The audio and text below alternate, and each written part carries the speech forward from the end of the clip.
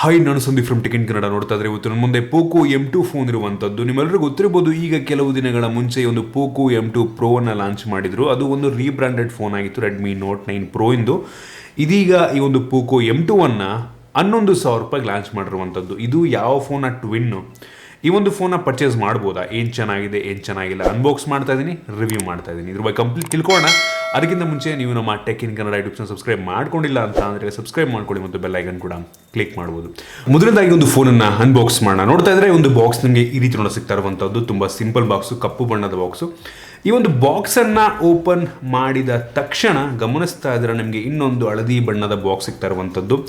ಅದರೊಳಗೆ ನಿಮಗೆ user manual ಇರುವಂಥದ್ದು ಗಮನಿಸ್ತಾ ಇದ್ರೆ. ಯೂಸರ್ ಮ್ಯಾನ್ಯುವಲ್ಲು ಮತ್ತು ಕ್ವಿಕ್ ಸ್ಟಾರ್ಟ್ ಗೈಡು ಮತ್ತು ಸಿಮ್ ಎಜೆಕ್ಟರ್ ಪಿನ್ ಎಲ್ಲ ಇದರೊಳಗಿರುವಂಥದ್ದು. ಅದನ್ನು ಬಿಟ್ಟರೆ ಬೇರೆ ಏನೂ ಸಹ ಇಲ್ಲ. ಇದನ್ನು ಪಕ್ಕಕ್ಕಿಟ್ಟರೆ ನಿಮಗೆ ಡೈರೆಕ್ಟಾಗಿ ಒಂದು ಫೋನ್ ಸಿಗ್ತಾ ಇದೆ. ಈ ಒಂದು ಫೋನನ್ನು ಪಕ್ಕಕ್ಕಿಟ್ಟರೆ ಈ ಒಂದು ಬಾಕ್ಸ್ ಒಳಗೆ ಬೇರೆ ಏನಿಲ್ಲದೆ ಅಂತ ಚೆಕ್ ಮಾಡೋಣ. ಈ ಒಂದು ಬಾಕ್ಸ್ ಒಳಗೆ ನಿಮಗೆ ಒಂದು 10 ವ್ಯಾಟ್ನ ಒಂದು ಫಾಸ್ಟ್ ಚಾರ್ಜಿಂಗ್ ಅಡಾಪ್ಟರ್ ನಿಮಗೆ ಸಿಗ್ತಾ ಇರುವಂಥದ್ದು. ಆ್ಯಕ್ಚುಲಿ ಒಂದು ಫೋನ್ 18 ವ್ಯಾಟನ್ನು ಸಪೋರ್ಟ್ ಮಾಡುತ್ತೆ, ಆದರೆ 10 ವ್ಯಾಟನ್ನು ಬಾಕ್ಸ್ ಒಳಗೆ ಇಟ್ಟಿರುವಂಥದ್ದು. ಜೊತೆಗೆ ನಿಮಗೆ ಒಂದು USB Type-C ಡಾಟಾ ಕೇಬಲ್ ಇಟ್ಟಿರುವಂಥದ್ದು. ಅದನ್ನು ಬಿಟ್ಟರೆ ಬೇರೆ ಏನೂ ಸಹ ಈ ಒಂದು ಬಾಕ್ಸ್ ಒಳಗಿಲ್ಲ. ಯಾವುದೋ ಒಂದು ಬ್ಯಾಕ್ ಕವರ್ ಆಗಲಿ ಬೇರೆ ಏನೂ ಸಹ ಇಲ್ಲ.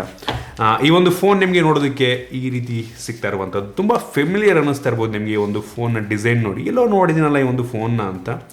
ಈ ಒಂದು ಫೋನ್ ಹಿಂದೆ ಇರುವಂಥ ಡಿಸೈನ್ ನೀವು ಬಿಟ್ರಿ ಅಂತಂದರೆ ಈ ಒಂದು ಫೋನ್ ನೋಡೋದಕ್ಕೆ ಮತ್ತು ಸ್ಪೆಸಿಫಿಕೇಷನ್ ವೈಸ್ ಪ್ರತಿಯೊಂದು ಸಹ ರೆಡ್ಮಿ 9 ಪ್ರೈಮ್ ರೀತಿಯಲ್ಲೇ ಇರುವಂಥದ್ದು. ರೆಡ್ಮಿ 9 ಪ್ರೈಮನ್ನೇ ಪೋಕೋದವರು ಹೆಸರು ಚೇಂಜ್ ಮಾಡಿ POCO M2 ಅಂತ ಲಾಂಚ್ ಮಾಡಿರುವಂಥದ್ದು. ಪ್ರತಿಯೊಂದು ಕೂಡ ಸೇಮ್ ಇರುವಂಥದ್ದು. ಲಿಟ್ರಲಿ ಪ್ರತಿ ಸ್ಪೆಸಿಫಿಕೇಷನ್ ಸೇಮ್ ಇರುವಂಥದ್ದು. ಒಂದೇ ಫೋನ್ ಗುರು, ಎರಡು ಒಂದೇ phone.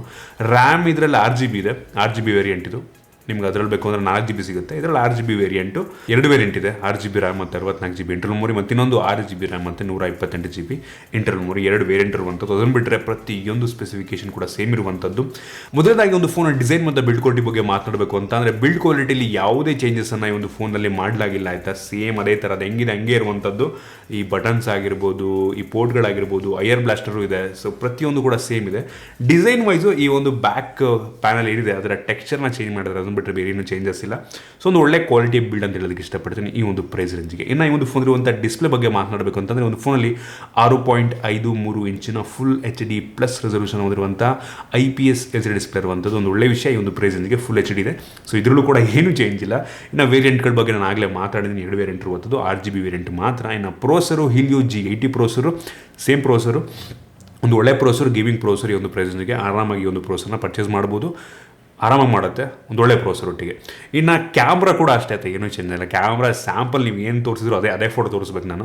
So camera same camera, literally ಏನು ಚೇಂಜ್ ಇಲ್ಲ ಅಂತ ಹೇಳ್ತಿದ್ದೀನಲ್ಲ. ಇನ್ನೇನು ನಾನು ಮತ್ತೆ ವೀಡಿಯೋ ಮಾಡ್ದಂಗೆ ಆಗ್ತದೆ. ಇನ್ನು 13 MP ಮೇನ್ ಸೆನ್ಸಾರು, 8 MP ಎಂದು ಅಲ್ಟ್ರಾ ವೈಡ್ ಲೆನ್ಸು, ಮತ್ತು 5 MP ಮ್ಯಾಕ್ರೋ ಲೆನ್ಸು, ಮತ್ತು 2 MP depth sensor. Decent photo ಕ್ವಾಲಿಟಿಯನ್ನು ಪ್ರೊಡ್ಯೂಸ್ ಮಾಡುತ್ತೆ. ಸ್ಯಾಂಪಲ್ಸನ್ನು ನೋಡ್ಬಿಟ್ಟು ನೀವು ಜಡ್ಜ್ ಮಾಡ್ಬೋದು. ಮತ್ತು ಫ್ರಂಟ್ ಕ್ಯಾಮ್ರಾ ಬಂತು ಅಂತಂದರೆ 8 MP ಫ್ರಂಟ್ ಕ್ಯಾಮ್ರಾ ಇರುವಂಥದ್ದು. ಇದು ಕೂಡ ಓಕೆ ಅಂತೀನಿ. ಸ್ಯಾಂಪಲ್ಸ್ ನೋಡಿ ನೀವೇ ನಿಮಗೆ ಗೊತ್ತಾಗುತ್ತೆ. ಸೊ ಏನು ಚೇಂಜಸ್ ಇಲ್ಲ. ನೀವು ಆ ಫೋನಾರು ತೊಗೊಬೋದು, ಈ ಫೋನ್ ತೊಗೊಬೋದು ಆಯಿತಾ. ಇವೆರಡರಲ್ಲಿ ಯಾವ ಫೋನಾರು ತೊಗೊಳ್ಳಿ. ವೇರಿಯಂಟ್ಗಳ ಮೇಲೆ ನೋಡ್ಬೋದು. ಇದು ಅತಿ ಕಡಿಮೆ ದುಡ್ಡಿನ 6GB ರ್ಯಾಮನ್ನು ಹೊಂದಿರುವಂಥ ಫೋನ್ ಅಂತ ಅಂತೀನಿ ಅದಕ್ಕೆ. ಸೊ ನೀವು 6GB ರ್ಯಾಮ್ನ ಹೊಂದಿರುವಂಥ ಫೋನ್ ಬೇಕು ಅಂತಂದರೆ ಈ ಒಂದು ಫೋನ್ ಪರ್ಚೇಸ್ ಮಾಡ್ಬೋದು, ಸೇಮ್ ಫೋನ್. ಇನ್ನು ಸೆಕ್ಯೂರಿಟಿ ಬಗ್ಗೆ ಮಾತನಾಡಬೇಕು ಅಂತ ಅಂದರೆ, ಇದರಲ್ಲಿ ಹಿಂದ್ಗಡೆ ನಿಮಗೆ ಫಿಂಗರ್ ಪ್ರಿಂಟ್ ಸೆನ್ಸರ್ ಇರುವಂಥದ್ದು ಫಾಸ್ಟ್ ಆಗಿದೆ. ಫೇಸ್ ಅನ್ಲಾಕ್ ಇದೆ, ಫಾಸ್ಟ್ ಆಗಿದೆ. ಜೊತೆಗೆ ಈ ಒಂದು ಫೋನ್ ಇದೆ 5000 mAh ಕೆಪಾಸಿಟಿ ಬ್ಯಾಟ್ರಿಯನ್ನು ಹೊಂದಿರುವಂಥದ್ದು. ಜೊತೆಗೆ ಬಾಕ್ಸ್ ಒಳಗೆ 10 ವ್ಯಾಟ್ನ ಫಾಸ್ಟ್ ಚಾರ್ಜಿಂಗ್ ಅಡಾಪ್ಟರ್ ನೀಡಿದ್ದಾರೆ. But 18 ವ್ಯಾಟ್ನ fast charging adapter support ಮಾಡುತ್ತಿದ್ದು. ನಾನು ಆ್ಯಕ್ಚುಲಿ ರೆಡ್ಮಿ 9 ಪ್ರೈಮ್ ರಿವ್ಯೂ ಮಾಡಬೇಕಾದ್ರೂ ಹೇಳಿದ್ದೆ ಬಾಕ್ಸ್ ಒಳಗೆ 18 ವ್ಯಾಟ್ ಇದೆ ಅಂತ ಹೇಳಿದ್ದೆ, ಮಿಸ್ ಆಗಿಬಿಟ್ಟು.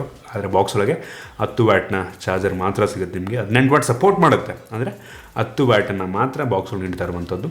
ಸೊ ಇದಿಷ್ಟು ಈ ಒಂದು ಫೋನ್ನ ಮೈನ್ ಫೀಚರು. ಇದು MIUI 11 ಸಪೋರ್ಟ್ ಮಾಡ್ತಾ ಇರುವಂಥದ್ದು, Android 10 ಲೇಟೆಸ್ಟ್ Android 10 ಮೇಲೆ. ಸೊ ಓವರಾಲ್ ನನಗನ್ನಿಸ್ತಂಗೆ ಒಂದು 11,000 ರೂಪಾಯಿಗೆ ನನಗನ್ನಿಸ್ತಂಗೆ ನೀವು ಆರಾಮಾಗಿ ಒಂದು ಫೋನಿಗೆ ಕೊಡ್ಬೋದು ಅಂತ ಹೇಳೋದಕ್ಕೆ ಇಷ್ಟಪಡ್ತೀನಿ. ಒಳ್ಳೆ ಸ್ಪೆಸಿಫಿಕೇಷನ್ ಹೊಂದಿರುವಂಥ ಫೋನ್, ಒಳ್ಳೆ ಪ್ರೋಸರ್ನ ಹೊಂದಿರುವಂಥ ಫೋನು, ತುಂಬ ಕಡಿಮೆ ಬೆಲೆಯ 6GB ರ್ಯಾಮನ್ನು ಹೊಂದಿರುವಂಥ ಫೋನ್ ಇದಾಗಿರುವಂಥದ್ದು. ಸೊ ನೀವು 4GB ವೇರಿಯಂಟ್ ಬೇಕು ಅಂತಂದರೆ ಆ ಒಂದು ಫೋನ್ ತೊಗೊಳ್ಳಿ, 6GB ವೇರಿಯಂಟ್ ಬೇಕು ಅಂತಂದರೆ ಈ ಒಂದು ಫೋನ್ ತೊಗೊಳ್ಳಿ. ನನಗನ್ನಿಸ್ತಂಗೆ ಪೋಕೋದವರು ಈ ಥರ ರೀಬ್ರ್ಯಾಂಡ್ ಮಾಡಬಾರ್ದು ಅಂತ ನನಗನ್ಸುತ್ತೆ ಆಯಿತಾ. ಒಂದು ಒಳ್ಳೆ R&D ಮಾಡಿಬಿಟ್ಟು ಒಂದು ಹೊಸ ಫೋನ್ ಲಾಂಚ್ ಮಾಡಿದ್ರೆ ತುಂಬ ಚೆನ್ನಾಗಿರುತ್ತೆ. ಇದು ಒಳ್ಳೆ ಫೋನೇ, ತುಂಬ ಒಳ್ಳೆ ಫೋನ್ ಇದು. 11,000ಕ್ಕೆ ಆರಾಮಾಗಿ ಕಣ್ಣು ಮುಚ್ಕೊಂಡು ಪರ್ಚೇಸ್ ಮಾಡ್ಬೋದು. ಸೊ ಇದು ನನ್ನ ಒಪಿನಿಯನ್ನು ಈ ಒಂದು ಫೋನ್ನ ಬಗ್ಗೆ. ನಿಮ್ಗೆ ಇದ್ರ ಬಗ್ಗೆ ಏನು ಅನಿಸುತ್ತೆ ಕೆಳಗಡೆ ಕಾಮೆಂಟ್ ತಿಳಿಸ್ಬೋದು. ನಿಮಗೆ ಈ ಒಂದು ವಿಡಿಯೋ ಇಷ್ಟ ಆದ ಬಿಟ್ಟು ಲೈಕ್ ಮಾಡಿ, ಶೇರ್ ಮಾಡಿ. ಈ ರೀತಿ ನಮ್ಮ ಬೇರೆ ಬೇರೆ ವಿಡಿಯೋಗಳಿಗೆ ನಮ್ಮ tech in Kannada YouTube channel subscribe ಮಾಡ್ಕೊಂಡಿಲ್ಲ ಅಂತ ಅಂದರೆ ಸಬ್ಸ್ಕ್ರೈಬ್ ಮಾಡ್ಕೊಳ್ಳಿ ಮತ್ತು ಬೆಲ್ ಐಕನ್ ಕೂಡ ಕ್ಲಿಕ್ ಮಾಡ್ಬೋದು. ಸಿಗೋಣ ವಿಡಿಯೋಲಿ.